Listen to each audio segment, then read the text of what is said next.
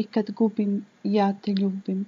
Stihove napisala i govori Slađa Kjurik. Karikama toga lanca koji moje srce vežeš, ljubav mi u lice bacaš, još me boliš, još me stežeš. U tvom srcu mene nema, neće me ni biti više, al to moje srce ne zna, još ti uvijek pjesme piše. I zatvaram duši oči, nek sa puta tuge skrene, nek vjeruje duša pusta da u tebi ima mene. Noću varam tužne sjene, da na nekom tuđem žalu u noćima usamljenim ispotiha zoveš mene.